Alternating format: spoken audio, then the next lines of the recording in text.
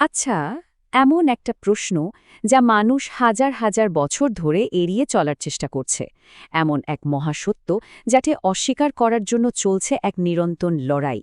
কিন্তু সেই সত্যটা তড়িবকি করাই যায় না, আর সেটা খুব দ্রুতই এগিয়ে আসছে। চলুন আজ সূরা নাবার সেই গভীর অর্থটা একটু বোঝার চেষ্টা করা যাক। সূরাটা শুরুই হচ্ছে একটা অদ্ভুত উত্তেজনা দিয়ে। একদিকে একদল মানুষ একটা মহাসংবাদ নিয়ে ঠাট্টা বিদ্রুপ করছে, আর অন্যদিকে সেই সংবাদটা এক অবশ্যম্ভাবী বাস্তবতা হয়ে এগিয়ে আসছে। আর এখানেই, ঠিক এই পয়েন্টেই এই সূরার মূল সুরটা সেট হয়ে যায়। তাহলে চলুন প্রথম অংশে দেখে নেওয়া যাক কোন সেই প্রশ্ন যা দিয়ে এই মহাসংবাদের আলোচনা শুরু হয় আর যার কারণে এত এত মতভেদ তৈরি হয়েছে। তারা একে অপরকে কী নিয়ে জিজ্ঞেস করছে? দেখুন, ব্যাপারটা এমন না যে তারা সত্যি কিছু জানতে চাইছে। না, একদমই না।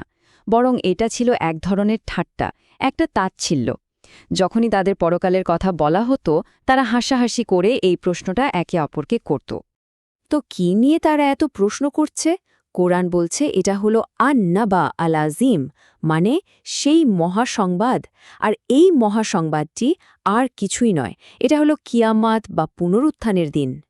এমন একটা বিষয় যা নিয়ে তাদের মধ্যে ছিল চরম মতভেদ। কেউ বলতো এটা গুজব, কেউ বলতো বানানো গল্প। এখন তাদের এই অবিশ্বাস আর ঠাট্টার জবাবে আসছে এক চূড়ান্ত সতর্কবার্তা। এখানে কাল্লা শব্দটা ব্যবহার করা হয়েছে, যার মানে হল থামো বা কখনোই না। মানে তাদের এই সব জল্পনা কল্পনা বন্ধ করতে বলা হচ্ছে, কারণ খুব শীঘ্রই তারা আসল সত্যটা জানতে পারবে। আর দেখুন, এই কথাটা দুইবার রিপিট করা হয়েছে, যা এর ভয়াবহতাকে আরও অনেক গুণ বাড়িয়ে দেয়। কিন্তু কথা হলো, যারা সন্দেহ করছে তাদের জন্য প্রমাণটা কোথায়? এর জবাবে পরের আয়াতগুলোতে আমাদের চারপাশের এই জগৎটাকেই প্রমাণ হিসেবে তুলে ধরা হয়। চলুন দ্বিতীয় অংশে আমরা সৃষ্টিজগতের সেই নীরব সাক্ষীগুলোই একবার দেখি। একবার ভাবুন তো, এই যে পৃথিবী, এটাকে কি একটা শান্ত আরামদায়ক বিছানার মতো তৈরি করা হয়নি? পাহাড়গুলোকে কি পেরেকের মতো গেঁথে দেওয়া হয়নি পৃথিবীকে স্থিতিশীল রাখার জন্য?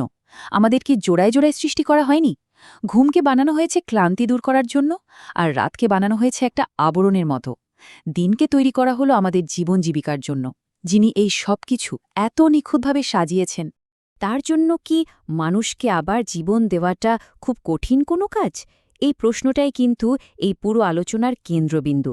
সৃষ্টির এই বিশাল আয়োজনিত স্রষ্টার অসীম ক্ষমতার সবচেয়ে বড় প্রমাণ, যা পুনরুত্থানের সম্ভাবনাকে একদম যৌক্তিক করে তোলে।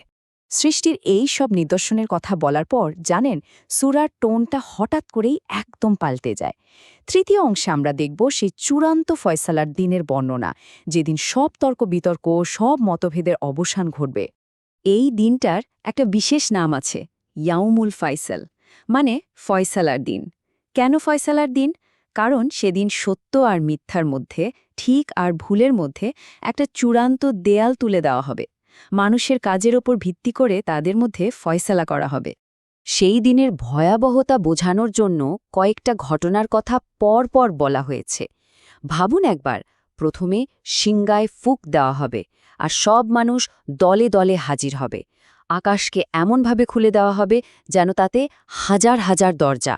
আর এই যে বিশাল বিশাল পাহাড়, যা কিনা স্থিতিশীলতার প্রতীক, সেগুলো সেদিন মরীচিকার মতো ভেসে বেড়াবে।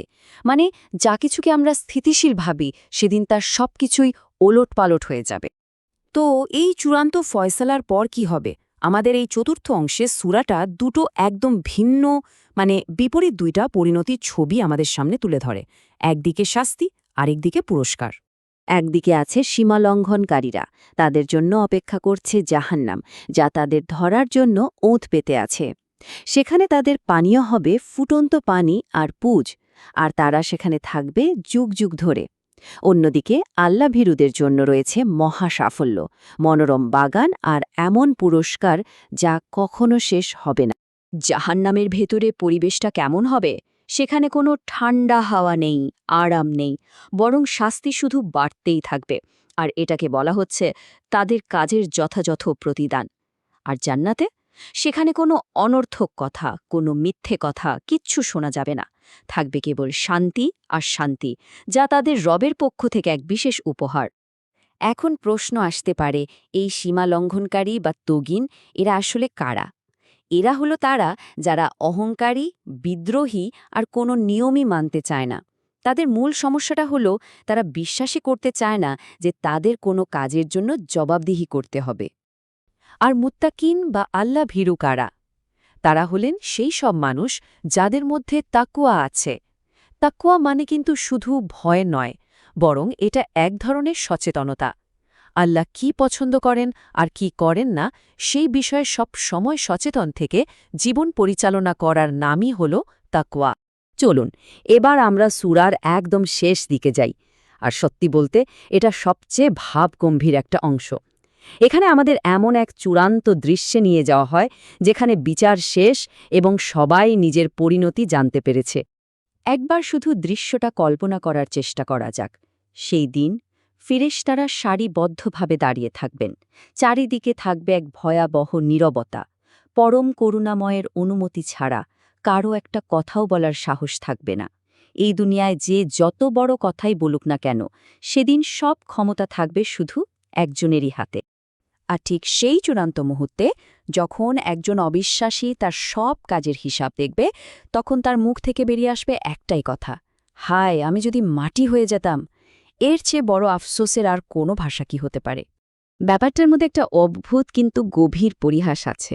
খেয়াল করে দেখুন, এই দুনিয়াতে তারা বিশ্বাস করত যে মৃত্যুর পর সবকিছু শেষ হয়ে যাবে, মানুষ মাটি হয়ে যাবে, আর কোনো অস্তিত্ব থাকবে না। আর কিয়ামতের দিন যখন তারা তাদের শাস্তির মুখোমুখি হবে, তখন তাদের সবচেয়ে বড় আকাঙ্ক্ষা হবে সেই মাটি হয়ে যাওয়া, মানে পুরোপুরি অস্তিত্বহীন হয়ে যাওয়া। তো সূরাটা আমাদের একটা পরিষ্কার বার্তা দিচ্ছে, সেই দিনটা আসবেই, এটা নিশ্চিত। পছন্দ করার সুযোগটা শুধু এখনই, এই জীবনে। প্রশ্নটা হলো, সেই চূড়ান্ত ফয়সালার দিনে আমরা নিজেদের কোন দলে দেখতে চাই? এই সিদ্ধান্তটাই আমাদের নিতে হবে, আর তা নিতে হবে এখনই।